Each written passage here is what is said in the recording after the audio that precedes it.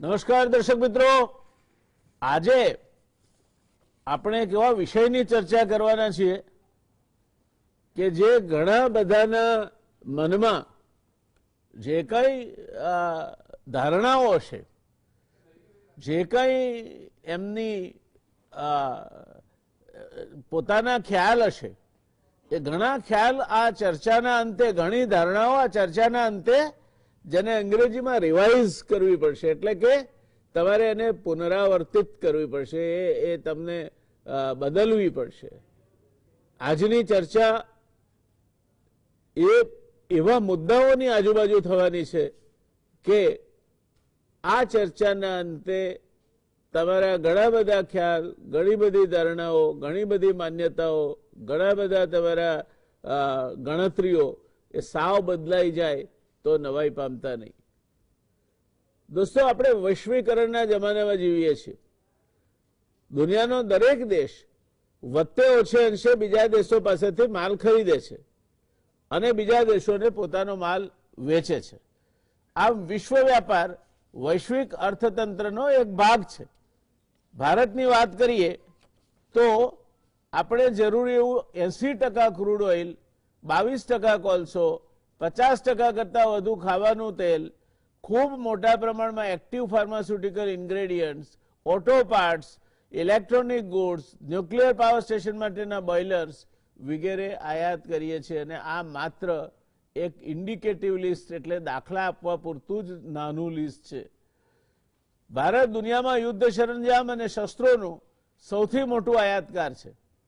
આની સામે આપણે કપાસ, ડીઓઇલ, કેક, ખાંડ, ઇસબગુલ વગેરે નિકાસ કરીએ છીએ. ક્યારેક ક્યારેક સમય મળે તો ડુંગળી પણ નિકાસ કરી લઈએ છીએ, આયાત પણ કરી લઈએ છીએ. ફાર્માસ્યુટિકલ ઉત્પાદનમાં ભારત વોલ્યુમ એટલે કે કદની દ્રષ્ટિએ વિશ્વનું 3જા નંબરનું, પણ વેલ્યુ એટલે કે કિંમતની દ્રષ્ટિએ વિશ્વનું 13મા નંબરનું ઉત્પાદક છે. અમેરિકામાં ભારતની જેનરિક દવાઓનો બજાર ભાગ 40% અને બ્રિટનમાં 25% છે.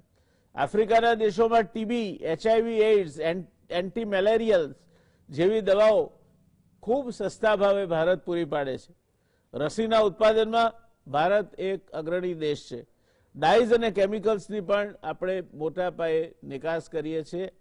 અને આમ છતાંય વિશ્વ વેપારમાં ભારતનો ફાળો માંડ 2% છે. 2%થી ઓછો છે એમ કહીએ તો એમાં વધારે સત્ય રહેલું છે.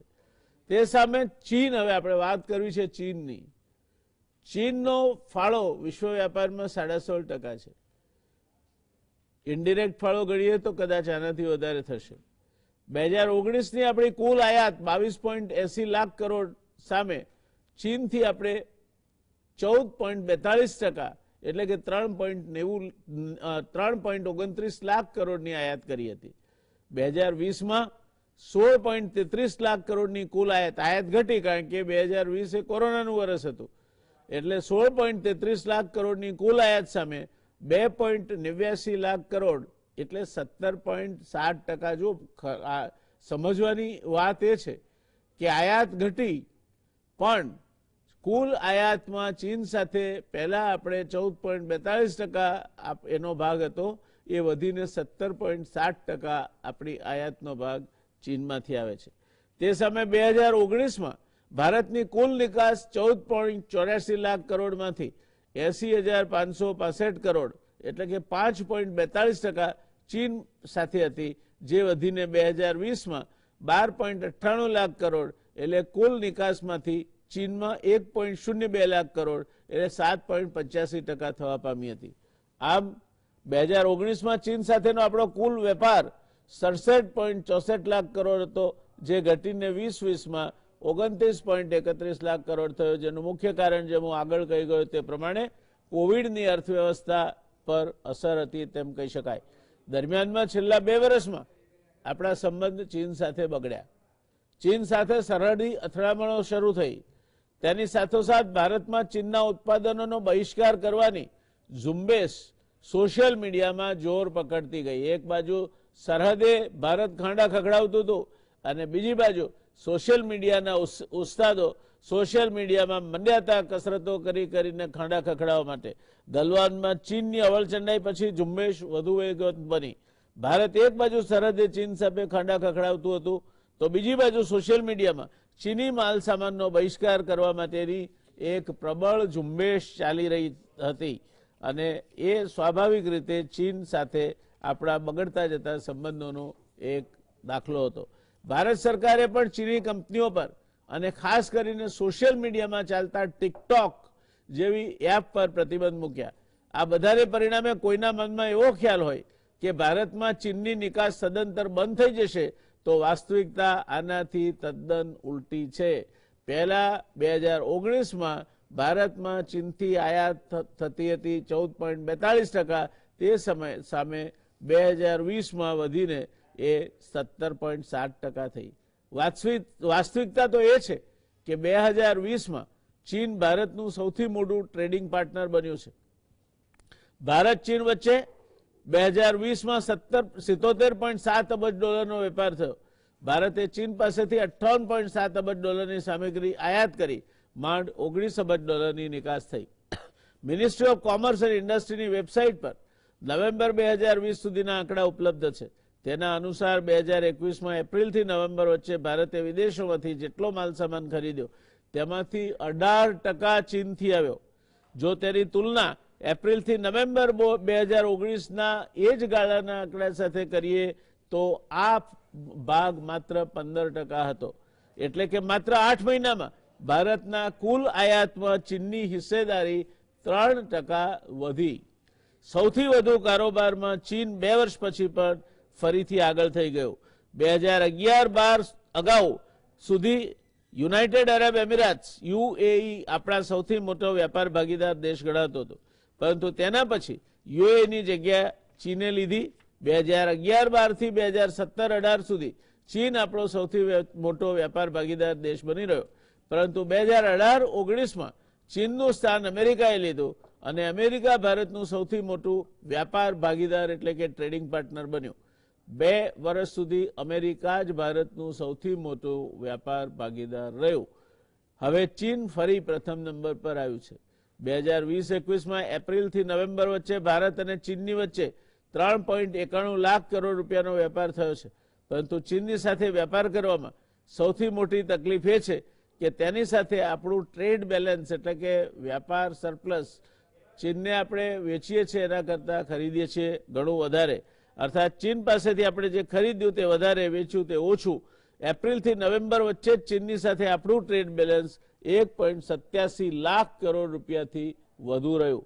અમેરિકામાં થયેલા સત્તા પરિવર્તનની અસર ભારત અને ચીન સંબંધો પર પણ જોવા મળી રહી છે. નોંધનીય છે કે ચીને અમેરિકાની ટ્રમ્પ સરકારના દબાણને ગણકાર્યું નહોતું અને ભારત વિરુદ્ધ પગલાં ભરવા લાગ્યું હતું. એટલું જ નહીં, આ જ સમયગાળા દરમિયાન ચીને ભારતના લદ્દાખ સરહદે સૈનિકો પણ ખડકી દીધા હતા.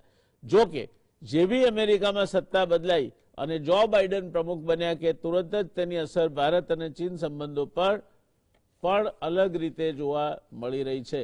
અમેરિકા એમાં કેટલું જવાબદાર છે તેની ચર્ચા આજે આપણે કરતા નથી. જો બાઇડન પ્રમુખ બન્યા પછી ચીને પણ પોતાની રણનીતિ બદલી નાખી હોય તેવું લાગે છે.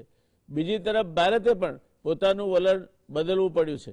એક સમયે ચીનને લાલ આંખ દેખાડવાની વાતો થતી હતી. હવે ચીનની શરતો માનવા માટે મહદ અંશે ભારત તૈયાર થયું છે અને આ શરતો વેપારને લાગે વળગે છે તેની વાત કરું છું. ભારતે ચીન પર મૂકેલા આર્થિક પ્રતિબંધો હટાવવા અને ભારતમાં ચીની રોકાણની શરતો મંજૂર કરતા ચીને સરહદેથી સૈન્ય પાછું ખેંચવાની તૈયારીઓ કરી છે. આ માટે જેટ ઝડપથી ચીની કંપનીઓને ભારતમાં રોકાણ માટે મંજૂરી અપાઈ રહી છે. પ્રાપ્ત અહેવાલો અનુસાર ભારતમાં રોકાણના 45 ચીની કંપનીઓના પ્રસ્તાવને કેન્દ્ર સરકારે મંજૂરી આપવાની તૈયારી કરી લીધી છે અને મંજૂરીના અગ્રિમ તબક્કામાં છે. જનતા એક તરફ ચીની વસ્તુઓના બહિષ્કાર માટે સોશિયલ મીડિયા પર કેમ્પેઇન ચલાવી રહી હતી, ત્યારે બીજી તરફ સરકારે ચીનના મસમોટા રોકાણના પ્રસ્તાવ માટે લાલ જાજમ પાથરી આપી છે. હાલ આવી 2 અબજ ડોલરની પ્રપોઝલ અટવાયેલી પડી છે. જોખમ ન હોય તેવી ચીની કંપનીઓને સરકાર મંજૂરી આપે તેવી પૂરી શક્યતાઓ છે. 2020માં સ્થાનિક સ્માર્ટફોન માર્કેટમાં ચીની કંપનીનું વર્ચસ્વ ઘટવાને બદલે વધ્યું છે. ગત વર્ષે ભારતીય બજારમાં 14.5 કરોડ સ્માર્ટફોન વેચાયા હતા, જેમાં ચીનની સ્માર્ટફોન કંપનીઓનો હિસ્સો 77% રહ્યો છે, જે 2019માં 72% હતો. નિષ્ણાતો માને છે કે દેશ આ વર્ષે 5G સેવા શરૂ કરવાની તૈયારી કરી રહ્યો છે. 5G શરૂ થવા સાથે ચીનની 7 સ્માર્ટફોન કંપનીઓનો દબદબો વધવાનો અંદાજ છે. રિસર્ચ ફર્મ કેનાલિજ અનુસાર સીમા અંગે ભારત ચીન રાજકીય તણાવની શાઓમી, ઓપ્પો, વિવો જેવી સ્માર્ટફોન બનાવતી કંપનીઓ પર નજીવી અથવા તો નહીવત અસર થઈ છે. આ બધી જ બાબતોને લક્ષ્યમાં રાખીને આજે આપણે ભારત ચીન વ્યાપાર સંબંધો કઈ દિશામાં જઈ રહ્યા છે. એક બાજુ આપણે પતંગ, દોરા, રંગ, ફટાકડા વગેરે વગેરેના બહિષ્કારની વાતો કરીએ છીએ, ત્યારે બીજી બાજુ ભારત ચીન વચ્ચેનો વેપાર વધતો જાય છે. ચીની કંપનીઓ વધારે પ્રમાણમાં ભારતમાં રોકાણ કરે એવા સહયોગો ઊભા થયા છે અને ચીનની મોબાઈલ કંપનીઓનો ભારતની બજારમાં શેર જે 72% હતો તે વધીને 77% થયો છે. આ સંયોગોમાં આજે આપણે ચર્ચા કરીશું કે આ બહિષ્કાર વેપારનો છે કે વેપાર વૃદ્ધિ ચાલુ જ રહેશે, એકબીજાની સાથેના વ્યાપારી સંબંધો હજુ વધુ વિસ્તરશે, તો પછી સોશિયલ મીડિયા પર જે ચાલે છે તે શું છે. સોશિયલ મીડિયા ઉપર આ બધી જે વાતો ચલાવે છે તે કોણ ચલાવે છે. આ પ્રશ્નોના જવાબ આપવા માટે આજે આપણી પાસે 3 વિદ્વાન પેનલિસ્ટ ઉપસ્થિત છે.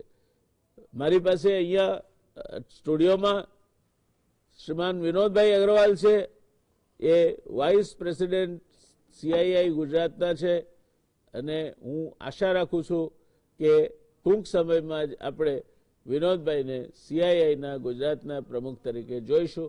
વિનોદભાઈને એ માટે શુભકામનાઓ.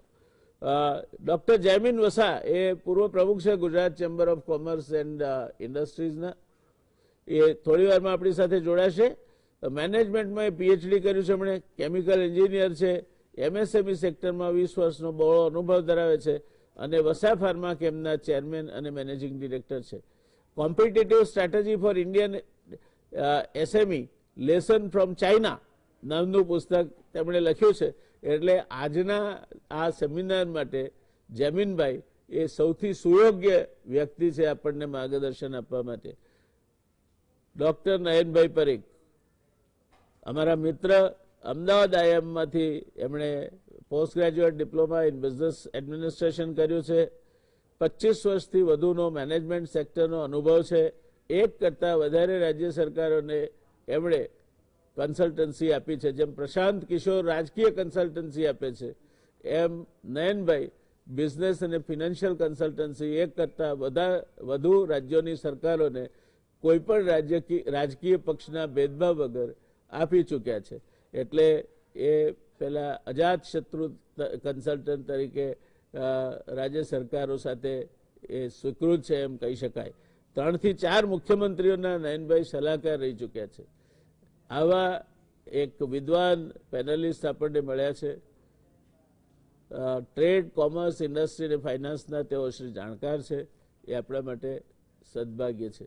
શરૂઆત વિનોદભાઈ આપથી કરીશું. આપ સ્ટુડિયોમાં છો તો મને એટલો લાભ તો મળવો જોઈએ. તો આ ચીનના માલ સામાનનો બહિષ્કાર એ આપણે સોશિયલ મીડિયામાં, હું તો જ્યારે ખોલું ત્યારે સોશિયલ મીડિયામાં ભરમાર છે ચીનના માલ સામાનનો બહિષ્કાર કરવાની, અને બીજી બાજુ આંકડાઓ, હકીકતો એથી તદ્દન ઉલટી વાત બતાવે છે. તો વાસ્તવિકતા શું છે આમાં? થેન્ક યુ વ્યાસ સાહેબ. ચીન એ મારો, આમ કહેવાય તો મારો પ્રિય સબ્જેક્ટ છે, કારણ કે મેં મારી જિંદગીના 1 દાયકા ચાઇનાની અંદર ગુજાર્યા છે. અને આપ ગામે ગામ ફર્યા છો.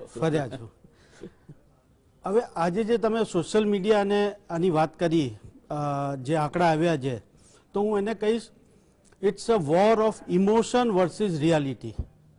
સોશિયલ મીડિયા જે ઇમોશનલ ગાર્બેજ ઠાલવવાનું એક જગ્યા છે, જ્યાં પોતાનું અંદરનું જે પણ છે તમે બહાર કાઢો છો, પણ રિયાલિટી એનાથી અલગ જ હોય છે.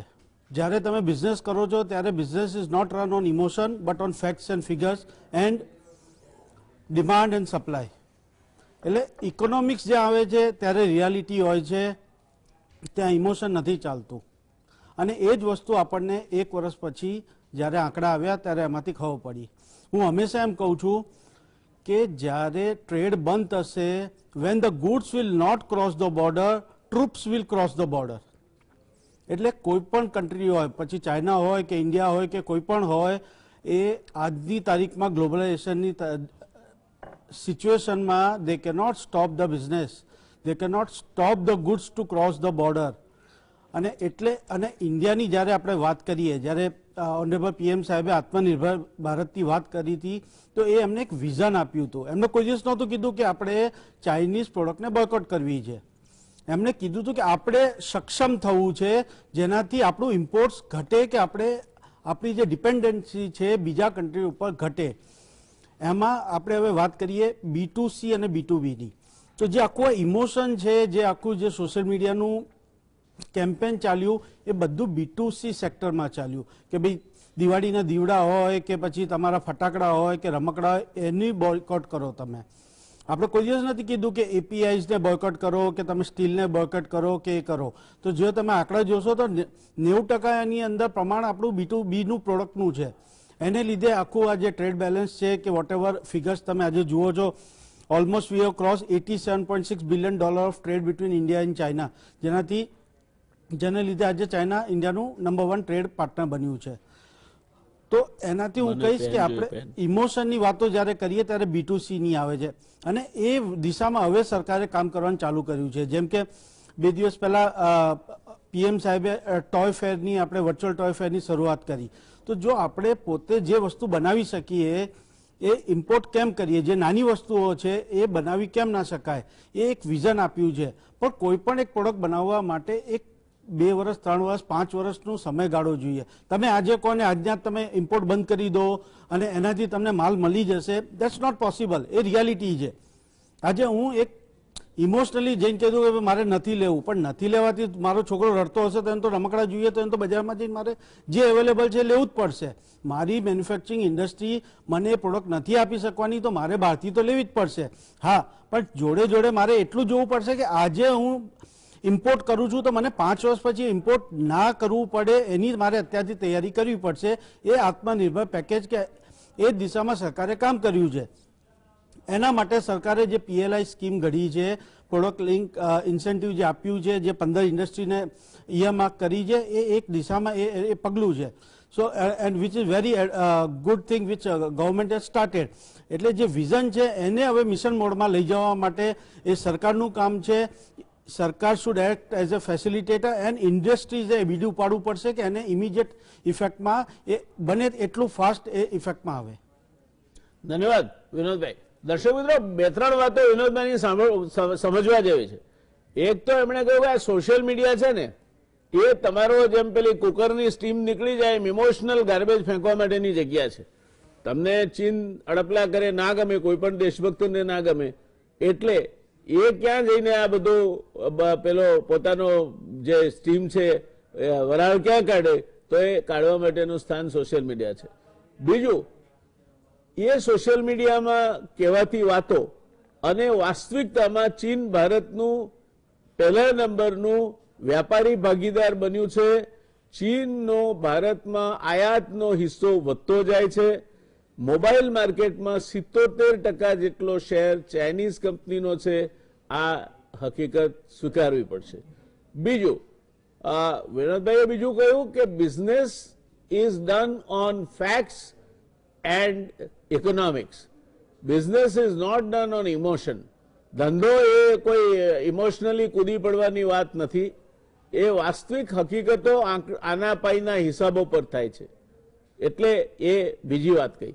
ત્રીજી વાત એમણે એ કહી કે જે આપણા પ્રધાનમંત્રીશ્રીએ જે કહ્યું છે, જે આત્મનિર્ભરતાની વાત કરી છે, વિઝન છે, એક દ્રષ્ટિ છે, જે લાંબા ગાળે આપણે એ વિઝનને હકીકતમાં બદલવાનું છે.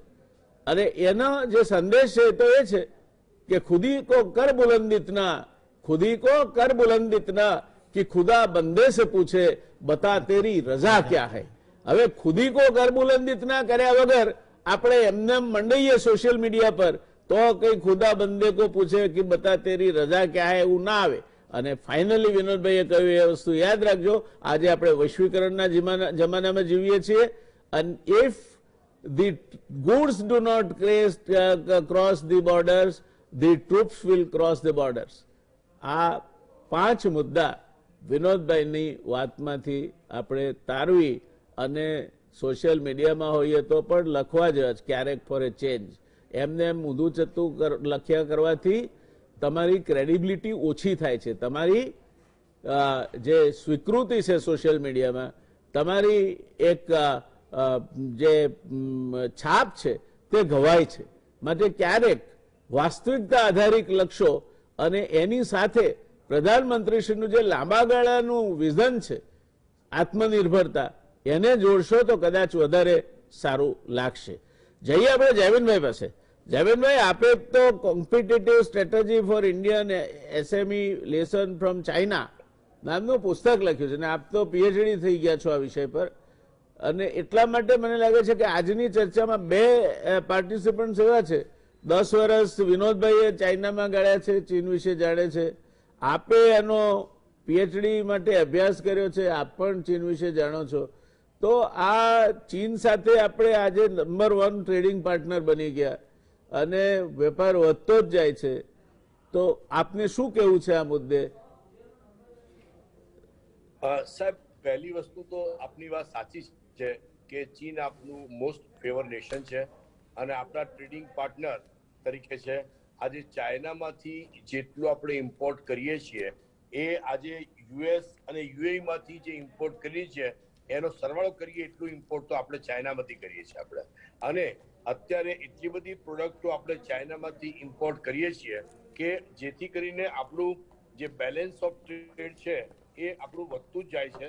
અને એને હિસાબે આજે ઓવરઓલ એક્સપોર્ટ, હા આપણે ચાઇનામાં એક્સપોર્ટ પણ કરીએ છીએ પણ ઇમ્પોર્ટ વધારે કરીએ છીએ એટલે ડેફિનેટલી આપણે હવે જ્યારે મેં મારો અભ્યાસ કર્યો ત્યારે મેં જોયું કે ચાઇનામાં ગવર્મેન્ટે એટલી બધી ફેસિલિટી આપેલી.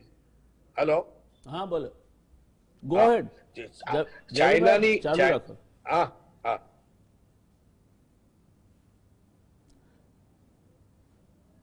પ્લીઝ ગો હેડ.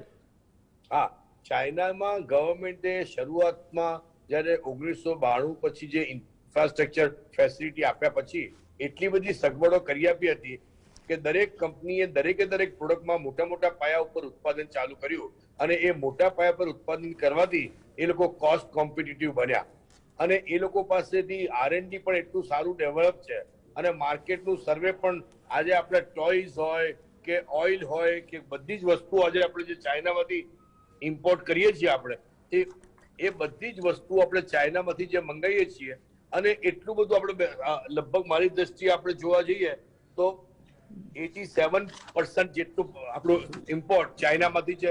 70% તો બલ્ક ડ્રગ છે. આજે ચાઇના ઉપર આપણે જો એનું બંધ કરી દઈએ ઇમ્પોર્ટ તો આપણી આખી ફાર્માસ્યુટિકલ ઇન્ડસ્ટ્રી ડિસ્ટર્બ થઈ જાય વિશે છે. એટલે જ્યાં સુધી આપણે આત્મનિર્ભર ના થઈએ, જ્યાં સુધી આપણા મેન્યુફેક્ચરો આપણે કોસ્ટ કોમ્પિટિટિવ ના થઈ શકીએ ત્યાં સુધી ચાઇનામાંથી મટીરિયલ લાવવો જ પડશે અને એને ઇમ્પોર્ટ ચાલુ રાખવું પડશે. હમણાં વિનોદભાઈ કીધું એ પ્રમાણે કે મારો છોકરો રડે તો મારે જ્યાંથી મળે ત્યાંથી રમકડા લઈને આપવા પડશે, પછી ચાઇનાના હોય કે ઇન્ડિયાના હોય. એટલે આજે આ પરિસ્થિતિમાં આપણે છીએ તો આત્મનિર્ભર આપણા પ્રધાનમંત્રીનો પોઈન્ટ સાચો છે પણ હું માનું છું કે જે રીતે PLI સ્કીમને આપેલી છે એ અને 5 વર્ષમાં 25,000 કરોડ નું એ લોકો આ પ્રમાણે સગવડ આપવાના છે તો લગભગ 5 થી 10 વર્ષની અંદર આપણે આત્મનિર્ભર થઈ શકીએ એવી મારી દ્રષ્ટિએ પૂરેપૂરી શક્યતા છે. ધન્યવાદ જયમીનભાઈ. દર્શક મિત્રો, 3 મુદ્દા જયમીનભાઈએ કયા ધ્યાન રાખવા જેવા છે. જયમીનભાઈએ ત્યાંના ચાઇનીઝ ઉદ્યોગનો ઊંડો અભ્યાસ કર્યો છે. એમણે પહેલો મુદ્દો કયો, ઇકોનોમી ઓફ સ્કેલ. જે પાયે એ લોકો ઉત્પાદન કરે છે એ એટલો મોટો છે કે એ લોકો તમને ભાવની દ્રષ્ટિએ પહોંચવા દે તેમ નથી.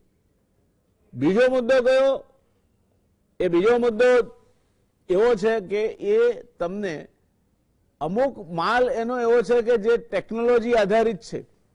આપણે એમાં ઘણું આગળ વધવાની જરૂર છે. આજે ગયા વર્ષે 2019નો ડેટા અવેલેબલ છે. ચીને 62,000 કરતા વધારે પેટન્ટ નોંધાવ્યા છે. અમેરિકાએ 58,000 કરતા વધારે પેટન્ટ નોંધાવ્યા છે, જ્યારે આપણે 3,000 કરતા ઓછા પેટન્ટ નોંધાવ્યા છે. હવે આજના ટેકનોલોજીના યુગમાં ટેકનોલોજી એ વધુ ને વધુ ડોમિનેટ કરવાની છે. ટેકનોલોજી વધુ ને વધુ દરેક જગ્યાએ ઘૂસી જવાની છે. અને આજે દુનિયામાં એક પણ એવી ઇલેક્ટ્રોનિક આઇટમ નથી, એક પણ લેપટોપ, એક પણ નોટબુક, એક પણ સ્માર્ટફોન કે એક પણ તમારા એની સાથે જોડાયેલા ગેજેટ્સ એવા નથી કે જેમાં ચાઇનીઝ પાર્ટ ના હોય. આપણા ત્યાં 28% ઓટો પાર્ટ્સ ચાઇનાથી આવે છે. અરે સાયકલના કિસ્સામાં 23% સાયકલના પાર્ટ્સ ચાઇનાથી આવે છે. આપણે વર્ષે 2.25 કરોડ સાયકલોનું ઉત્પાદન કરીએ છીએ. એટલે જમીનભાઈની આ મુદ્દો કે તમે પહેલા, ત્રીજો મુદ્દો કે તમારી બધી વાત સાચી, પણ પહેલા કોમ્પિટન્ટ બનો. તમે ઘરમાં છો એટલે તમે ગમે તેવો માલ ફેંકશો તો નહીં ચાલે. તમે ગ્રાહકનો ખ્યાલ રાખીને તમે જ્યારે ઘર આંગણાની બજારમાં પણ best goods at the most competitive price વેચતા થશો ત્યારે તમે ચીનની હરીફાઈ કરી શકશો. ટેકનોલોજીની ક્ષેત્રે તો આપણે ઘણું આગળ વધવાનું છે. આપણે હજુ દસાડા દફતરે આપણું નામ નથી. એટલે આ મુદ્દા જમીનભાઈને આપણે ખ્યાલમાં રાખીએ. દર્શક મિત્રો, ચર્ચા ખૂબ રસપ્રદ તબક્કામાં છે. આપણે એને આગળ વધારીશું. રોકાઈશું અત્યારે એક નાનકડા કમર્શિયલ બ્રેક માટે. મળીએ કમર્શિયલ બ્રેકની બીજી બાજુ. આપણે જઈશું સીધા નયનભાઈ પાસે. નમસ્કાર દર્શક મિત્રો.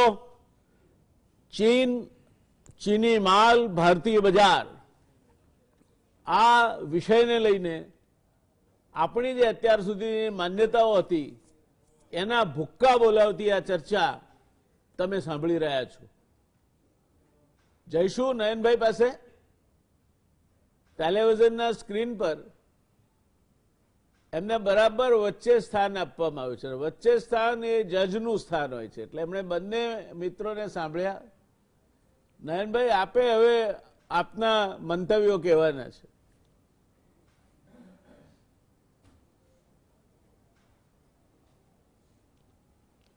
ચોક્કસ. એક તો બંને મિત્રોને સાંભળે, એના પહેલા આપે પણ એક સરસ બેકગ્રાઉન્ડ ઊભું કર્યું. હવે એમાં જો આ ચર્ચાને આગળ વધારું હું તો મારી માન્યતા પ્રમાણે ચાઇના જોડે કોઈ પણ આપણે બાથ ભીડવી હોય તો એક બળિયા જોડે બાથ ભીડવાની છે, સમજવાનું છે. આપણો પોતાનો ટ્રેડ ડેફિસિટ છે વર્લ્ડ ટ્રેડમાં $160 બિલિયન જેવો, અને સામે ચાઇનાનો સરપ્લસ છે $420 બિલિયન પ્લસનો. એટલે આપણાથી જે એમની સાઈઝ છે ખ્યાલ આવે. પણ પાછળ વળીને જોઈએ તો 70માં જુઓ તો આપણે ઇકોનોમિકલી એમનાથી આગળ હતા. 80-84માં અમેરિકા અને જર્મનીમાં આઈ થિંક એ લોકોને જરૂર હતી કે ટેકનિકલી કોમ્પ્લેક્સ કેપિટલ ગુડ્સ માટે પાર્ટનરશિપ્સ કરે અને બહાર બનાવડાવે. ત્યારે એમણે ઇન્ડિયાને એપ્રોચ કર્યો કે અમે લોકો તમને ટેકનોલોજી ટ્રાન્સફર કરી અને કોમ્પ્લેક્સ કેપિટલ ગુડ્સ અને બીજા આપણા જે સ્પેશિયાલિટી કેમિકલ વગેરે એ લોકોને અમેરિકા અને જર્મનીની બહાર બનાવવા છે. આપણે લોકોએ કોઈ કારણસર ના પાડી અને એથી એ લોકો ચાઇના પાસે ગયા અને ટેકનોલોજી ટ્રાન્સફર વગેરે 84માં અમેરિકા અને જર્મનીથી ચાઇનામાં થયું. અને પછી તો ચાઇનાએ એનો લાભ લીધો અને છેલ્લા 20 વર્ષમાં ચાઇનાએ જે ટેકનોલોજી ક્ષેત્રે પ્રોગ્રેસ કર્યો એના કારણે અત્યારે કોમ્પ્લેક્સ કેપિટલ ગુડ્સમાં આપણું ડિપેન્ડન્સ ચાઇના ઉપર ફૂલ છે. એટલે આપણો આયર્ન ઓર જે આપણો મેજર એક્સપોર્ટ છે ચાઇનાને, એ આયર્ન ઓર લઈને ચાઇના એમાંથી જે કેપિટલ ગુડ્સ બનાવે છે એ આપણને અને પૂરા વિશ્વને એ લોકો વેચી રહ્યા છે. એટલે એક તો આ બેકગ્રાઉન્ડ જોઈએ અને હવે આપણે જોઈએ કે ખરેખર આપણી કોમ્પિટિટિવ સ્ટ્રેન્થ આપણે પાછી મેળવવી હોય તો શું કરવાનું. હમણાં જ આના માટે વોર્ટન અને IIM ઇન્દોરે એક સ્ટડી કર્યો અને સ્ટડી કર્યો એમાં એમણે કહ્યું કે ખરેખર જે 4-5 ચીજો કરવા જેવી છે એમાં આપણે જો વાત કરીએ તો એક તો પ્રોડક્ટ સેગમેન્ટેશન કરવાની જરૂર છે. એટલે અમુક પ્રોડક્ટ્સમાં જે આપણા લો હેંગિંગ ફ્રૂટ છે એ આપણે તરત લઈ લેવા જોઈએ. આમાં આપણે જે સોશિયલ મીડિયા ઉપર જે ઇમોશનલ આપણો ઉભરો કાઢીએ છીએ અને જે રિયાલિટી છે એને કેવી રીતે મેચ કરવી એના અંગેની વાત છે. એટલે એ કે આપણો જે ઉભરો છે એ બધો કન્ઝ્યુમર ગુડ્સ માટે છે. એટલે આપણે ત્યાં દિવાળીમાં આપણે રોશની કરીએ અને લાઇટો બધી જે ચાઇનાથી આવે છે, આપણે ત્યાં ઉત્તરાયણ હોય તો પતંગ આવે છે, તુક્કલો આવે છે, આપણે ત્યાં દરેક તહેવારોમાં ગણેશની મૂર્તિઓ ત્યાંથી આવે છે. એ બધા લો હેંગિંગ ફ્રૂટ છે. એ તો તરત કેમ બંધ ના કરીએ? એનાથી એક તો ઇમોશનલ જુવાળ આપણા બધાનો શાંત થશે અને એ ચોક્કસ કરવા જેવું છે. કારણ કે આપણે જો ટોયઝ આટલા બધા મંગાવતા હોઈએ તો આમણે જેમ આગળ કહ્યું એમ આપણે ટોયઝ તો રડતા છોકરાને આપવા જ પડશે, પણ એ આપણે ઇન્ડિયાના ટોયઝ ના આપી શકીએ. આપણે ત્યાં 80% ટોયઝ ઇમ્પોર્ટ થાય છે. હવે toys is a low technology thing, એ ઇમ્પોર્ટ કરીએ એમાં શું જસ્ટિફિકેશન હોઈ શકે? એ તો આપણે બંધ જ કરે છૂટકો. આપણે એ જ રીતે લાઇટ્સ એટલી બધી ઇમ્પોર્ટ કરીએ છીએ બહારથી જે આપણે લોકો બનાવી શકીએ, તો આપણે એ ઇમ્પોર્ટ બંધ જ કરીએ ચાઇનામાંથી. એટલે અમુક પ્રોડક્ટ્સ એવી છે કે જે આપણે તરત આવતા 2 થી 3 મહિના મેક્સિમમ 6 મહિનામાં તુરંત ચાઇનાથી ઇમ્પોર્ટ બંધ કરી શકીએ એવા છીએ, અને એ આપણે તરત કરવું જોઈએ. એ આઈ થિંક એક જરૂરી છે. બીજું જે આપણે લોંગ ટર્મ સ્ટ્રેટેજી કરવાની છે, એ જે ટેકનિકલી કોમ્પ્લેક્સ પ્રોડક્ટ છે જે આપણી પાસે અત્યારે ટેકનોલોજી નથી, એ જ્યારે કરવાની છે એમાં આપણે ટેકનોલોજી હજુ શીખવાની છે. એમાં પ્રોડક્ટ લિંક્ડ ઇન્સેન્ટિવ્સ છે, આપણે મેડ ઇન ઇન્ડિયાની સ્કીમ છે, એ બધાને ભેગી કરી અને આપણે એક જે આત્મનિર્ભર થવાની આપણા જે દેશની એક નવી વિઝન છે એના પ્રમાણે ધીમા પણ મક્કમ પગલાં લઈ અને આપણે પોતાની જાતને સબળ કરવાની છે. અને આપણે આપણા ઉદ્યોગોને ટેકનિકલી કોમ્પિટન્ટ બનાવવાના છે. એટલે એ લોકોનું જે સ્કિલ અપગ્રેડિંગ છે, એટલે આપણા વર્કર્સ છે એ ચાઇનાથી ઓછા પ્રોડક્ટિવ છે, એ લોકો ટેકનોલોજી ઓછી સમજે છે. એ અપગ્રેડિંગ કેવી રીતે કરીએ જેથી આપણો વર્કર ચાઇનાના વર્કર કરતા વધારે કામ કરે અને એની ટેકનોલોજી સમજે, એના ખંતથી કામ કરે. ચાઇનામાં સુપરવાઇઝર્સની ઓછી જરૂર છે. જયમીનભાઈ અને આપણા મિત્ર જે ચાઇનામાં ટાઈમ સ્પેન્ડ કરી આપ્યા છે, હું પણ ચાઇના ગયો છું ત્યારે મેં જોયું કે આપણે ત્યાં જે વર્કર્સ ઉપર સુપરવાઇઝર ઉપર મેનેજર, એ બધી ત્યાં આગળ સ્કીમ જ નથી. It is a little flat organisation કે ત્યાં આગળ વર્કર્સ પોતાની મેળે કામ કરે છે, ટેકનિકલી સમજે છે, એને સુપરવાઇઝરની બહુ જરૂર નથી પડતી. આપણે લોકોએ જો ચાઇના જોડે કોમ્પીટ કરવું હોય તો આપણે બધાએ કામે લાગી જવું પડશે. કારણ કે આ બળિયા જોડે બાત ભીડવી હશે તો ખાલી વાતોથી નહીં થાય, ખાલી સોશિયલ મીડિયામાં આપણા ઉભરા કાઢવાથી જ નહીં થાય. આપણે બધા એ કાલથી કંઈક નવું કરવું છે, આપણે બધાએ ટેકનોલોજી નવી શીખવી છે, આપણે બધાએ કાલથી ડબલ મહેનત કરવી છે. ચાઇનામાં હું જ્યારે ગયો ત્યારે રાત્રે માણસ મારી જોડે 11 વાગે ડિનર કરીને નીકળે, પછી સવારે 5:30-6 વાગે એની ઓફિસે હોય. આપણે ત્યાં આપણે આ કરવા તૈયાર છીએ? આપણે કામ વધારે કરવું પડશે, ટેકનોલોજી શીખવી પડશે, અપગ્રેડિંગ કરવું પડશે. બીજું આપણે લોકોએ કામ કરવું પડશે, ઇન્ડસ્ટ્રીએ કામ કરવું પડશે ને સરકારે કામ કરવું પડશે. વોટરના આ રિપોર્ટમાં એ પણ લખ્યું છે કે સરકારે પોતાની જાતને રીઓર્ગેનાઇઝ કરવી પડશે. એટલે આપણે એક એવી સ્ટ્રેટેજી બનાવવી પડશે જે 84થી ચાઇના ઓલરેડી કરી રહ્યું છે. આપણે ત્યાં એક તો સ્કેલ ઓફ ઇકોનોમીની વાત કરી કે આપણી ફેક્ટરીઝ એવી હોવી જોઈએ કે વિશ્વના ફલક ઉપર આપણે આપણા ગુડ્સ અને સર્વિસીસ આપી શકીએ, અને એ જે સ્કેલ ઓફ ઇકોનોમીનો લાભ મળે તો આપણે ઓછી પ્રાઇસે એ પ્રોડક્ટ આપી શકીશું. પણ સાથે સાથે ચાઇનામાં દરેક પ્રોડક્શન યુનિટને જે સરકાર તરફથી ફાયદો છે એ પણ ચાઇનાની આપણી લોઅર કોસ્ટ જે છે એને સમજાવે છે. એટલે ખાલી સ્કેલ ઓફ ઇકોનોમી નથી, પણ સરકારે પણ ઇન્ડસ્ટ્રીની સાથે કદમથી કદમ મિલાવી અને એક્સપોર્ટ જો કરે તો એને સ્પેશિયલ ઇન્સેન્ટિવ્સ જે આપે છે એ આપણે કેટલું આપવા તૈયાર છે. PLI કર્યું છે, એના સિવાય આપણે સ્કિલ અપગ્રેડિંગ માટે, ટેકનોલોજી અક્વાયર કરવા માટે આપણે આ રિપોર્ટમાં લખ્યું છે કે સરકારના ડિપાર્ટમેન્ટને રીઓર્ગેનાઇઝ કરવા પડશે જો ચાઇના જોડે કામ કરવું હશે તો. એટલે કે આપણે ચાઇનાને જોડે લડવું હશે તો આપણા સરકારી ડિપાર્ટમેન્ટ એકબીજા જોડે સાથે મળી અને એક એવી સ્ટ્રેટેજી ઊભી કરે જેથી આપણે તબક્કાવાર ચાઇનાના પ્રોડક્ટ્સમાં પહેલા લો ટેકનોલોજી અને કોમોડિટીથી શરૂ કરીએ, પછી ઇન્ટરમીડિયેટ ટેકનોલોજી અને પછી હાઈ અને કોમ્પ્લેક્સ ટેકનોલોજી સુધી જઈશું તો આપણે ચાઇનાને આજે નહીં ને આવતા વર્ષે હંફાવી શકીશું. આપણે અમેરિકા આપણી જે લાસ્ટ યર અને બિફોર ધેટ આપણું લાર્જેસ્ટ ટ્રેડ પાર્ટનર હતું, એ આપણા માટે બહુ સારું હતું. ખાલી એટલા માટે જ નહીં કે America is a better trade partner, પણ અમેરિકા જોડે આપણે ટ્રેડ સરપ્લસ હતા. ચાઇના આગળ વધ્યું છે એમાં તો આપણે ટ્રેડ ડેફિસિટ વાળા છીએ. એટલે લગભગ $19 બિલિયન આપણે ત્યાં આગળ એક્સપોર્ટ કરીએ છીએ અને એમાં $40 બિલિયન ઉમેરીએ એવું $59 આપણે ઇમ્પોર્ટ કરીએ છીએ. એટલે આપણે જેટલું એમને વેચીએ છીએ એના કરતા 2-3 ગણું એ લોકો આપણને અહીંયા આવીને વેચી જાય છે. એટલે ચાઇના જોડે આપણે આ બધી રીતે કામ કરવા માટે આપણે પણ તૈયારી રાખવી પડશે કે આપણે પ્રોડક્ટના વધારે ભાવ આપવા તૈયાર છીએ. આપણે ઇન્ડિયન રમકડા લેવા માટે એટલા માટે તૈયાર છીએ, ઇન્ડિયન પિચકારી આપણી હોળીમાં એટલા માટે વાપરવા તૈયાર છીએ કારણ કે આપણને દેશદાજ છે, અને સાથે એ પણ કે આપણે એના માટે 5 પૈસા વધારે આપવા તૈયાર છીએ કારણ કે એ મારા જ ભારતના કોઈ ભાઈને મળવાના છે પૈસા.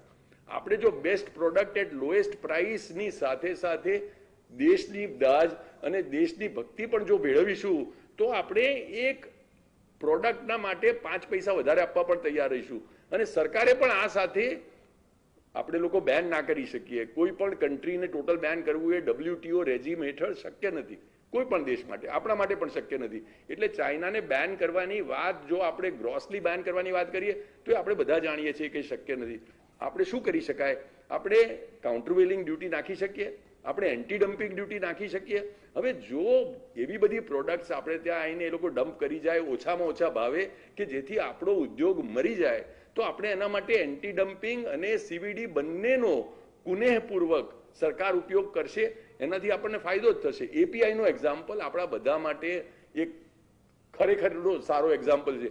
API માં ભારતના PSU યુનિટ્સ પહેલા મેન્યુફેક્ચરિંગ કરતા, જેવું ચાઇના આવ્યું એમના ભાવ 25-30% ઓછા આવ્યા અને આપણે ત્યાં બધા PSU એના કારણે મરવા પડ્યા. કેપેસિટી યુટિલાઇઝેશન બંધ થઈ ગયું. આજે ફરી એક ભારત સરકારે અને બીજા બધા ઇન્ડસ્ટ્રીએ ભેગા થઈને 58 થી 60 API એવા આઈડેન્ટિફાઈ કર્યા છે કે જેમાં ફરી આપણે લોકો લીડ લઈ શકીએ અને ફરી આપણી ઇન્ડિયાની બધી કંપનીઝ જે છે એ આ API મેન્યુફેક્ચર કરી શકે. એના માટે આપણે કાઉન્ટરવેલિંગ ડ્યુટી અને એન્ટી ડમ્પિંગ ડ્યુટી પણ રાખવા પડશે. સાથે આપણા યુનિટને હેન્ડ હોલ્ડિંગ પણ કરવું પડશે. એ લોકોને શરૂઆતમાં પ્રાઇસનો થોડો એડવાન્ટેજ કે ડિસએડવાન્ટેજ હોય તો ભારત સરકારે આવીને એમાં મદદ પણ કરવી પડશે. પણ જો આપણે નક્કી કરીશું કે API નો મારો કોમ્પિટિટિવ એડવાન્ટેજ મારે પાછો લેવો છે તો આપણે લઈને જ જંપીશું. મારા હિસાબે જે એક સારું પગલું હમણાં કર્યું છે એ ચાઇનીઝ આપણે જે બધી એપ્સ બંધ કરી છે, IT અને એપ્સ અને બાકીના એ રિલેટેડ જે IT ની ટેકનોલોજી છે એમાં તો આપણે લોકો એક કોમ્પિટિટિવ એજ ધરાવીએ છીએ. આપણે આપણી કોમ્પિટિટિવ એજ જેમાં હોય એમાં ચાઇનીઝ એપને પેટ્રોનાઇઝ કરવાની જરાય જરૂર નથી. આપણે બેંગ્લોરમાં આપણા છોકરાઓ અત્યારે એનાથી પણ સારી એપ અથવા તો એને જ કમ્પીટ કરી શકે અને હંફાવી શકે એવી એપ તરત ડેવલપ કરશે. જેવું આપણે આ ચાઇનાનું બંધ કરીશું, એટલે જેવું આપણે PUBG બંધ કરીશું તો અહીંયા કોઈ ફોજી ઊભું થશે. એટલે આપણે આ બધું ટેન્ડમમાં કરવું પડશે. ખાલી આઇસોલેટેડ ખાલી ઇન્ડસ્ટ્રી કરશે કે ખાલી લોકો કરશે જુવાળ કરીને કે ખાલી સરકાર કરશે તો નહીં થાય. આ ત્રણેય અને સાથે આ મીડિયા, જેમ આપે આ પ્રશ્ન ઉઠાવ્યો છે, એને પણ કામ કરવું પડશે જેથી લોકોને આ બાબતમાં આપણે જાગૃત કરીએ. આ બધા સ્ટેપ્સ લઈશું તો મારા હિસાબે ચાઇના બળ્યું છે પણ આપણે એને બાથ ભીડી શકીશું. ધન્યવાદ નયનભાઈ, બહુ સરસ આપે ખાસ કરીને વિવિધ મુદ્દાઓ જે આપણે ધ્યાન આપવાની જરૂર છે એના ઉપર આપે બહુ સારી વાત કરી. આપણને તક હતી કોમ્પ્લેક્સ કેપિટલ ગુડ્સનું મેન્યુફેક્ચરિંગ અહીંયા શિફ્ટ થાય તેવી. અમેરિકા અને જર્મની ઈચ્છતા હતા, કોઈ અગમ્ય કારણોસર આપણે તક ચૂકી ગયા. મૂળ વાત એ છે કે મંજૂરીઓ, આપણે ઇઝ ઓફ ડુઈંગ બિઝનેસની વાત કરીએ છીએ પણ સરકારની મંજૂરીઓ, બીજા બધા ખાતાઓમાં જે મળે છે તમને જવાબ, આ બધામાં ઘણા બધા ફેરફારો કરીએ આપણે તો ક્ષમતા છે. ભારત ચીનના માલને વિશ્વ બજારમાં હરીફાઈ ન કરી શકે એવું કહેવાનો જરાય આશય નથી. કરી શકે, પણ એ કરવા પાછળ સરકારે સરકારના બાબુઓએ આખી પોતાની મનોવૃત્તિ બદલવી પડશે. એ મનોવૃત્તિ બદલ્યા વગર નહીં થાય. અને સાથે સાથે ટ્રેડ યુનિયનોએ, મજૂરોએ અને માલિકોએ બધાએ એમાં જોડાવવું પડશે. અને ખાસ તો આપણે સૌએ ગ્રાહક તરીકે પણ એમાં જોડાવવું પડશે. આ સરળ નથી. જયમીનભાઈ, આપે સાંભળ્યું આ બધી ચર્ચા અને આપે જે વાત શરૂઆતમાં જ્યાંથી મૂકી હતી ત્યાંથી જ આને આગળ વધાર્યું હોય તો નલિની આપણે ભાઈ નયનભાઈ જે મુદ્દાઓ કયા એ મુદ્દાઓમાં તમને શું લાગે છે, ક્યાં ક્યાં આપણે પાછા પડીએ છીએ? બધા મુદ્દાનો એક સારે છે, આપણે આપણું માઇન્ડસેટ ચેન્જ કરવું પડશે. માઇન્ડસેટ આપણું ચેન્જ નહીં કરીએ ત્યાં સુધી આપણે એમ સમજીએ કે ભાઈ આપણે આપણા રમકડા વાપરીએ કે અહીંયા મળીએ. ચાઇના અત્યારે આપણું બેકવર્ડ ઇન્ટિગ્રેશન પાર્ટનર બની ગયું છે. આપણે જે કંઈ ગ્લોબલાઇઝેશનમાં સસ્તા ભાવે ઓર કોમ્પિટિટિવલી એક્સપોર્ટ કરીએ છીએ એમાં કોઈ ને કોઈ જગ્યાએ Chinese raw material, Chinese intermediate નો એક સારો ભાગ ભજવે છે. બીજું, આપણે ત્યાં વેપારી વર્ગ એટલો મોટો છે કે તમે ગમે તે રીતે લોકો ચાઇનામાંથી સારી ક્વોલિટીનો સસ્તો માલ લાવી અને આપણા જ મેન્યુફેક્ચરિંગ સામે માલ વેચવા માટે કેટલા સક્ષમ છે. બીજું, આજે તમે મેં વાત કરી એપીઆઈ ની, નયનભાઈ વાત કરી, પણ નયનભાઈ એપીઆઈ ના મોટા ભાગના ઇન્ટરમીડિયેટ અત્યારે ચાઇનામાં બને છે અને એ ટેકનોલોજી ડ્રીવન ઇન્ટરમીડિયેટ છે અને એના માટે એ ડેવલપ કરવા એ આપણા માટે થોડી અઘરી વસ્તુ છે, કારણ કે it is a purely R&D driven છે. એટલે આ બધી વસ્તુમાં જેમ ફોકસ, વર્કર ફોકસની વાત કરી અને ઇન્વેસ્ટમેન્ટની વાત કરી, હું તો એવું માનું છું કે જ્યાં સુધી MSME ને આપણે સેલ્ફ સપોર્ટેડ નહીં કરી શકીએ અને એને સારા ઇન્સેન્ટિવ આપી, એક્સપોર્ટ ઇન્સેન્ટિવ આપી અને એને સ્ટ્રોંગ નહીં બનાવીએ, ત્યાં સુધી આપણે ચાઇનાને હંફાવવા માટે આપણે તૈયાર નથી, મારી દ્રષ્ટિએ. ધન્યવાદ જમીનભાઈ, આપની વાતમાં ઘણો બધો દમ છે. એમાં મને એક વસ્તુ ગમી કે માઇન્ડસેટ બદલો. જો તમારામાં જીતવાની મનોવૃત્તિ જ નથી તો તમે ક્યારેય નહીં જીતી શકો. જ્યારે લંકામાં જવાનું હતું ત્યારે હનુમાન કિનારે જઈને ઉભા રહ્યા કે આ દરિયો કૂદીને હું કઈ રીતે જઈશ, અને ત્યારે એમને સમજાવવામાં આવ્યું કે તમે પવનપુત્ર છો, તમે તો સૂરજને પકડવા છલાંગ મારી હતી છે, ત્યાં સુધી પહોંચ્યા હતા, માટે તમે ધારો એટલે તરત લંકામાં કૂદકો મારશો તો જઈ શકશો. અને ત્યારે હનુમાન કૂદકો પછી ત્યાંથી લાગ્યો અને હનુમાનજી લંકામાં પહોંચ્યા. આપણે બધા આ ક્યાંક ને ક્યાંક હનુમાનજીની માફક અત્યારે આત્મવિશ્વાસની ક્યાંક આપણામાં ઓટ આવી હોય, અથવા તો એવું માનીને બેઠા હોઈએ કે આવું આપણાથી ન થાય, તે સ્થિતિમાં છીએ જયમીનભાઈ. અને આપે બીજી વાત કરી ટેકનોલોજી ડ્રીવનની, એ તો હું આપની સાથે સંમત છું, કારણ કે ચીને 60,000 કરતાં વધારે પેટન્ટ 2019માં કર્યા છે. 20ના આંકડા હજુ ઉપલબ્ધ નથી. આપણે 3,000થી ઓછા કર્યા છે. અમેરિકાએ લગભગ 58,000 પેટન્ટ રજીસ્ટર કરાવ્યા છે. એટલે જ્યાં સુધી દેશની શિક્ષણ સંસ્થાઓ, ખાસ કરીને પ્યોર સાયન્સીસ અને ટેકનોલોજીની, એ ઉચ્ચ કક્ષાની ના બનાવવામાં આવે, વૈશ્વિક કક્ષાની ના બનાવવામાં આવે, વિશ્વની 150 યુનિવર્સિટીમાં ભારતની એક પણ યુનિવર્સિટીનું સ્થાન ના હોય, 152મા નંબરે IIT મુંબઈ આવતી હોય, એ દેશમાં આપણે એવી અપેક્ષા રાખીએ કે એકદમ ટેકનોલોજીનો વિકાસ થઈ જશે, તો મને લાગે છે કે આપણે મૂર્ખાઓના સ્વર્ગમાં જીવીએ છીએ. એ વાત સમજી લેવી જોઈએ. જમીનભાઈની વાત બિલકુલ ટુ ધ પોઈન્ટ અને hitting the head of the nail છે. આપણે ફરી પાછા વિનોદભાઈ પાસે જઈશું. વિનોદભાઈ, આપે જે મુદ્દાઓ સાંભળ્યા એમાં એક વસ્તુ સ્કિલ્ડ મેનપાવર અને પ્રોડક્ટિવિટીની આવી. આપણા ત્યાં વ્યાપક પ્રાપ્તિ છે માનવબળની. માનવબળની પ્રાપ્તિમાં આપણે ત્યાં કોઈ તકલીફ નથી, પણ બીજી બાજુ એની પ્રોડક્ટિવિટી બાબતમાં દાંધિયા છે. પરિણામે બાંગ્લાદેશ અને વિયેતનામ જેવા દેશો પણ આપણને એક્સપોર્ટમાં ધોબી પછાડ આપે છે. આજે બાંગ્લાદેશની એક્સપોર્ટ છેલ્લા 10 વર્ષમાં 70% વધી છે. ભારતની એક્સપોર્ટ છેલ્લા 10 વર્ષમાં 0% વધી છે. એટલે આપણે માનવબળની વાત કરતા હોઈએ, ટ્રેન્ડ અને કોમ્પિટિટિવ માનવબળની વાત કરતા હોઈએ, તો આજની શું પરિસ્થિતિ છે અને આપ આ બાબતમાં શું માનો છો?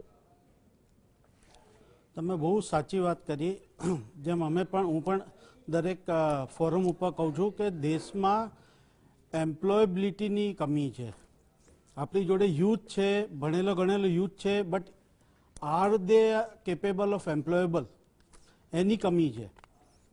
એક બાજુ ગ્રેજ્યુએટ થઈને ફરતા હોય છે, એમને વ્હાઇટ કોલર જોબ નોકરી જ કરવી છે, અને બીજી બાજુ ઇન્ડસ્ટ્રીને મેન પાવર નથી મળતા.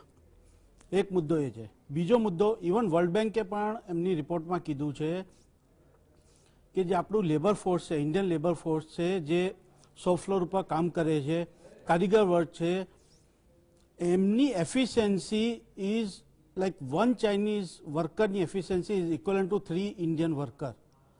તો જે મેન્યુફેક્ચરિંગમાં આપણે આગળ વધવું હોય, પ્રોડક્શન એફિશિયન્સીની વાત કરવી હોય, તો we have to make hour workers efficient. એટલે એના માટે પ્રોપર સ્કિલિંગ છે. MSMEsમાં પણ હું પણ રન કરું છું MSME. તો આપણે જેમ જમીનભાઈએ કીધું કે નયનભાઈ કીધું કે આપણે માઇન્ડસેટ જ નથી કે વર્કરને આપણે એક પર્ટિક્યુલર ટાઈમ માટે સ્કિલ કરીને એમને પ્રોપર બતાવીને, નોટ ઓનલી દેટ, આપણે એન્વાયરમેન્ટ પણ નથી આપી શકતા, પ્રોપર હાઉસિંગ નથી આપી શકતા. ઘણા બધા મુદ્દા છે જે લેબર રિલેટેડ છે, એનાથી પણ એની એફિશિયન્સી ઘટે છે. ચાઇનાની અંદર હું કહું, એક જ વાક્યમાં એક વસ્તુ કહું, there is a dignity of labour. એ જે લેબર છે, ભલે નાનામાં નાનો ડ્રાઈવર હોય કે તમારો ફિટર હોય, એને પણ એ જ રિસ્પેક્ટ આપવામાં આવે છે જે એક મેનેજરને આપવામાં આવે છે. એને પ્રોપર ડ્રેસિંગ આપવામાં આવે છે, પ્રોપર ફૂડ આપવામાં આવે છે, પ્રોપર એલાઉન્સીસ આપવામાં આવે છે. તો જે ડિફરન્સિએશન બિટવીન ધ લેબર અને કે તમારું જે એમ્પ્લોય છે, આપણે અત્યારે લેબરને લેબર ગણીએ છીએ, પણ જ્યારે આપણે લેબરને એમ્પ્લોય ગણીશું ત્યારે આપણી પ્રોડક્ટિવિટી વધશે. તમે બાંગ્લાદેશ વિયેતનામની વાત કરી, ત્યાં પણ એ લોકો સ્લોલી, કારણ કે ત્યાં મલ્ટીનેશનલ ઘણા આવ્યા, એમ લોકોએ જોબ વર્ક કરાવ્યા, પર્ટિક્યુલરલી ટેક્સટાઇલ અને ગાર્મેન્ટ ઇન્ડસ્ટ્રીમાં. એ લોકોએ કમ્પલસરી રૂલ્સ મૂક્યા, જેમ કે એન્વાયરમેન્ટ પ્રોટેક્શનના રૂલ્સ હોય કે ભાઈ તમે અમુક આ રૂલ્સ કે અમુક સર્ટિફિકેશન લેશો તો જ અમે તમારી જોડેથી માલ લઈશું. એવા રૂલ્સ એ લોકોએ વિયેતનામ ને બાંગ્લાદેશની કંપનીમાં મૂક્યા, ત્યારે એ લોકોએ પોતાની જાતને અપગ્રેડ કર્યા. એ વસ્તુ ઇન્ડિયામાં પણ કરવાની જરૂર છે, પર્ટિક્યુલરલી એફિશિયન્સી વધારવા માટે. થર્ડ પોઈન્ટ, જે તમે R&D વિશેની વાત કરી, ગુજરાતની હું વાત કરું તો there are more than 23 incubation centres, પણ એમાંથી કેટલા હાર્ડકોર મેન્યુફેક્ચરિંગ માટેના ઇનોવેશન માટેના સેન્ટર્સ છે. આજે કોઈ પણ હું સ્ટાર્ટઅપને કોઈને પણ મળું છું, એમને બસ એપ બનાવવું છે, ડિજિટાઇઝેશન કરવું છે અને રાતોરાત યુનિકોર્ન બની જવું છે. That is not required. એ તો આપણી જોડે વર્ષોથી આપણે કરીએ છીએ. સોફ્ટ સ્કિલમાં તો ઇન્ડિયાની તમે Indians are the best in the world.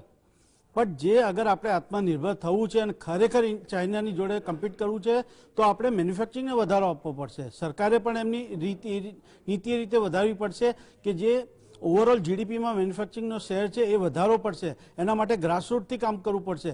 આજનો જે સ્ટુડન્ટ છે, પછી બીએસસી કરતો હોય કે આઈઆઈટી હોય કે પછી એન્જિનિયર હોય, એ લોકોને પણ તમે આજે જોબ પ્રોફાઇલ જોશો આઈઆઈટીઝની પણ, એ જે જ્યારે એ લોકોને કેમ્પસ ઇન્ટરવ્યૂ કરવામાં આવે છે, હાર્ડકોર મેન્યુફેક્ચરિંગ કંપની કરતાં પીડબ્લ્યુસી છે કે ડેલોઇટ છે, એ લોકોને એમ્પ્લોય કરે છે. મિકેનિકલ એન્જિનિયર ત્યાં જતું રહેશે તો મારું આઈઆઈટીનો બ્રેઇન ક્યારે મેન્યુફેક્ચરિંગ કરશે, ક્યારે મને ઇનોવેશન આપશે, ક્યારે મને નવી ઓટોમોબાઈલ કમ્પોનન્ટ્સ આપશે, ક્યારે મારે ડિઝાઇનિંગ કરશે. So there is a mismatch between this academics and industry. જે ઇન્ડસ્ટ્રીની રિક્વાયરમેન્ટ છે એ આપણા એકેડેમિક્સ પૂરી નથી કરી રહ્યા. ધન્યવાદ. નયનભાઈ, કોઈ પણ પ્રકારની પૂર્વ ભૂમિકા વગર આપની પાસે આવું છું, કારણ કે સમયની મર્યાદા છે મારી પાસે. 4 મિનિટ આપની પાસે છે અને આ બધી જ ચર્ચાના આપ સાક્ષી છો. તો આમાંથી મુખ્ય મુદ્દાઓ સમરાઇઝ કરીને આપે જો સલાહ આપવાની હોય ભારતના યુવા ઉદ્યોગ સાહસિકોને અને પોલિસી પ્લાનર્સને, તો શું આપો?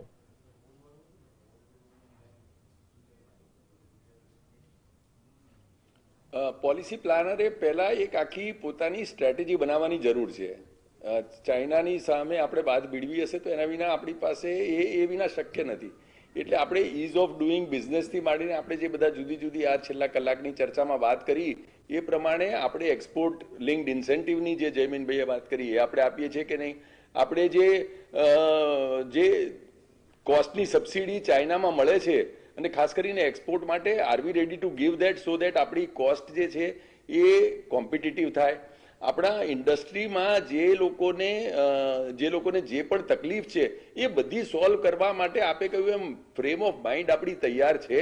સરકાર પોતાની માટે પણ એક આ ચેલેન્જ ગણે છે કે ખાલી ઇન્ડસ્ટ્રી નથી કરવાનું, મારે પણ કોઈ પણ ઇન્ડસ્ટ્રીની તકલીફ પડે તો એને પડખે ઉભા રહેવાનું છે. અને આ ઇન્ડસ્ટ્રી એક્સપોર્ટ કરે છે ને ચાઇનાને અંપાવે છે તો ખાલી પોતાના પર્સનલ ગેઇન માટે નથી કરતું, પણ આખા દેશ માટે કામ કરી રહ્યું છે. આપણે જેટલું સન્માન એક સૈનિક જો બોર્ડર ઉપર ચડીને કરે અને જ્યારે ચાઇના જોડે લડે ત્યારે જો એને જેટલું માન મળતું હોય, જેટલો આદર મળતો હોય, જેટલું આપણા બધાની લાગણી મળતી હોય, એટલી જ લાગણી જ્યારે આપણો એક ઉદ્યોગપતિ પોતે મહેનત કરે છે, પરસેવો રેડે છે અને એક એવી પ્રોડક્ટ બનાવે છે કે જે ચાઇનાને વર્લ્ડના માર્કેટમાં અંપાવે તો એને એનાથી 1% પણ કેમ ઓછું માન મળે. આપણે જે માઇન્ડસેટ ઊભું કરવાનું છે એ સરકારે જ કરવાનું છે, આપના જેવા જે મીડિયાને માધ્યમે કરવાનું છે. મારા ને તમારા જેવા લોકો જે કોમન લોકો છે, કોમન પ્રોફેશનલ છે, એ બધાએ પણ એટલું માન આપવાનું છે કે જે પણ માણસ ચાઇના જોડે કમ્પીટ કરે છે, જે પણ માણસ ઇન્ડિયાને આત્મનિર્ભર બનાવે છે, જે પણ માણસ સ્કિલ અપગ્રેડ કરે છે, જે વર્કર્સ સવાર સાંજ મહેનતથી કામ કરે છે. જેમ આપણે અહીંયા કહ્યું કે એક ચાઇનાનો વર્કર જો 3 ભારતના વર્કરને ભારે હોય તો એ નહીં ચાલે. આપણે એવું કરવું પડશે કે આપણે તે અનુમાન ઉભા કરવા પડશે કે એક ઇન્ડિયાનો આપણો અનુમાન છે 10 ચાઇના વાળાને અંપાવી શકે. એ આપણે મેન્ટાલિટી કરવી પડશે. એના માટેનું એક આપે કહ્યું વિનિંગ એક વાતાવરણ જગાવવું પડશે જ્યાં આપણને બધાને ખબર પડે કે we can do it and we will do it. આપણે લોકોએ છેલ્લા 30-40 વર્ષમાં ચાઇનાને આટલા મોટા બનતા જોયા છે, પણ એ પહેલા આપણે ચાઇનાથી બરાબર હતા, ઉપર ચાઇનાથી આગળ હતા. એ આપણામાં જો આત્મવિશ્વાસ જગાવીએ, આપણા આંતરપ્રેન્યોર્સમાં એ આત્મવિશ્વાસ જગાવીએ, એના માટે જો આપણે એને બધી રેડ કાર્પેટ આપીએ, જો બહારનાને આપણે રેડ કાર્પેટ આપીએ છીએ, જો ચાઇનાથી કોઈ ઇન્વેસ્ટમેન્ટ લઈને આવે તો એના માટે આપણે બધું સરળીકરણ કરીએ છીએ, તો આપણા જે લોકો જજુમી રહ્યા છે, જેણે એક ઇન્ડસ્ટ્રી નાખી છે અને હવે ચાઇનાના ઇમ્પોર્ટના કારણે જે ક્લોઝ થવાને આરે છે, એ કેવી રીતે ચલાવી લેવાય? આપણે એને ઊભો રાખવો પડશે, એને બળ આપવું પડશે, એને બેન્કિંગની સુવિધા આપવી પડશે, એને સરકારી મદદ આપવી પડશે, એને દરેકે દરેક રીતે આપણે મદદ કરી અને એક ભારત તરફથી એ કામ કરી રહ્યો છે.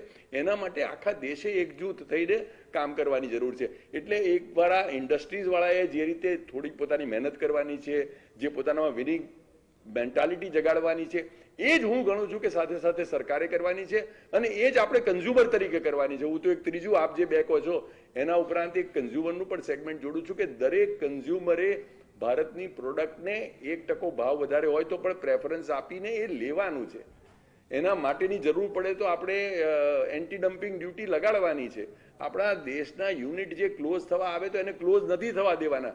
એ થોડા વર્ષો પહેલાના એપીઆઈ હોય, આજની તારીખના ટોયઝ મેન્યુફેક્ચરર હોય કે એપ્સ બનાવનારા આપણા આઈટીના મિત્રો હોય, આપણે એ બધાને સાથે લઈને બધાને ઊભા રાખવાના છે, બધાને મદદ કરવાની છે અને બધાને એક જૂથ બનીને ચાઇનાને હંફાવવાનું છે. અને મારા હિસાબે આ આપની ચર્ચાનો જો સરકાર અને ઉદ્યોગપતિઓ ઉપયોગ કરે તો એ કરવામાં કોઈ જ બીજી તકલીફ નથી. આ ઓલમોસ્ટ આપે 1 કલાકમાં ટોટલ રોડમેપ બનાવીને આપી દીધો છે ઇન્ડસ્ટ્રી માટે, લોકો માટે, વોટ્સએપ આપનારાઓ અને સોશિયલ મીડિયાઓ માટે અને પોલિસી મેકર્સ માટે. એ બધા માટે એક આ કેપ્સ્યુલ રેડી છે અને જો આ કરીએ તો આપણને આ માર્ગ સામે દેખાય છે કે આપણે આ કરી શકીશું. Thank you Nayanbhai, nicely summarised. દર્શક મિત્રો, જાપાન એક સમયે ખૂબ ઝડપથી નિકાસમાં આગળ વધ્યો અને એના માટે એક શબ્દ પ્રચલિત બન્યો, સોગાશોશા.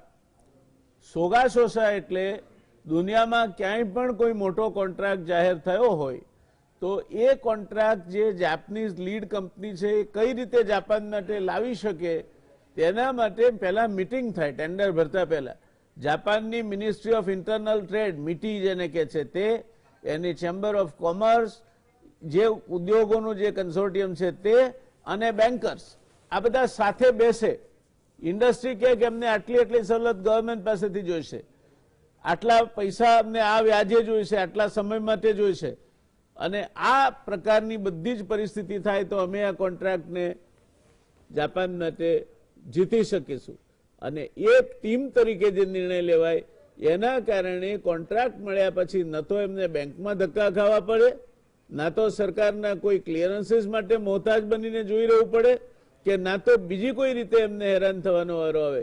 આ જે સોગાશોસા અપ્રોચ છે એ જ રીતે ભારતમાં પણ આપણે જે મુદ્દે આત્મનિર્ભરતાના રસ્તે જવું છે તે મુદ્દે આપણે આ પ્રકારનું કંઈક કરીએ તો રાહ મુશ્કેલ છે પણ અશક્ય નથી. પણ એ ધીરે ધીરે થશે, રાતોરાત નહીં થઈ જાય. સોશિયલ મીડિયામાં કોમેન્ટ રાતોરાત તરતી કરી શકાય, પણ સોશિયલ મીડિયામાં કોમેન્ટો કરવાથી દેશની પ્રગતિ થતી નથી, એ દુર્ગતિ તરફ લઈ જાય છે. અને એટલે છેલ્લે દર્શક મિત્રો અને ખાસ કરીને મારા સોશિયલ મીડિયાના મિત્રોને મારે કહેવું છે, સંસ્કૃતમાં એક શ્લોક છે, શનૈર વિદ્યા. વિદ્યા કોઈ પણ તમારે ભણવી હોય તો ધીરે ધીરે ભણાય. શનૈર દ્રવ્યમ, ધીરે ધીરે આવેલો પૈસો ટકાઉ પૈસો ગણાય. શનૈર પર્વત મસ્તકે, જો એવરેસ્ટ શિખર ચડવું હોય તો પહેલું ડગલું નાનું જ ઉપાડવું પડે. શનૈર વિદ્યા, શનૈર દ્રવ્યમ, શનૈર પર્વત મસ્તકે. શનૈ પંથા, અહીંથી અંબાજી ચાલતા જવું હોય તો પહેલા દાડે 60 કિલોમીટર ચાલી નાખો તો બીજા દાડે ઠેર થઈને પડો તમે. એ પંથ ધીમે ધીમે કપાય. શનૈ કંથા, તમારે ગૂંથણી કરવી હોય, કોઈ આયોજન કરવું હોય, કોઈ પ્લાન કરવો હોય તો એ ધીરે ધીરે થાય. પંચૈતે શનૈ શનૈ, આ 5 વસ્તુ ધીરે ધીરે થાય છે. ભારતે આત્મનિર્ભર બનવું જોઈએ, બનશે, પણ એના કોઈ રોકેટ સાયન્સ સોલ્યુશન નથી. એવી કોઈ જાદુઈ લાકડી નથી કે કોઈ ફેરવી દે અને આપણે એકદમ કાલથી જાહેર થઈ જઈએ કે આપણે આત્મનિર્ભર છીએ. અને સોશિયલ મીડિયા તો એનું છેલ્લું સ્થાન છે, એ ગાર્બેજ ડમ્પિંગ ગ્રાઉન્ડ છે. બહુ જ શરૂઆતમાં સરસ શબ્દ વાપરેલો વિનોદભાઈએ. બિલકુલ સાચો શબ્દ છે કે આપણી જે નિરાશાઓ છે, હતાશાઓ છે, એને સોશિયલ મીડિયામાં વ્યક્ત કરવાથી તો તમે તમારું પોતાનું અપમાન કરો છો. કરી બતાવો અને કરીને કોલર ચડાવીને વાત કરે કે no we have done it today. India is number 1 exporting country. We are number 1 country in technology. We can do any complicated product and we are able to market them to the world market at the most competitive prices. The day you do that, India has arrived. તમે જ્યારે આ કરશો તે દિવસે ભારત આત્મનિર્ભર ભારત તરીકે પ્રસ્થાપિત થયું છે તે માની લેજો. ત્યાં સુધી ચીનમાંથી આપણે શીખીએ, કસરત કરીએ, મજબૂત બનીએ અને એની સાથે સ્પર્ધા કરવા માટે તૈયાર રહીએ. એ વાત સાથે આપણે આજની ચર્ચાને સમાપન તરફ લઈ જઈશું. મળીશું આવતીકાલે વળી પાછા એક નવા વિષય સાથે, એક નવી વાત સાથે, એક નવી પેનલ સાથે.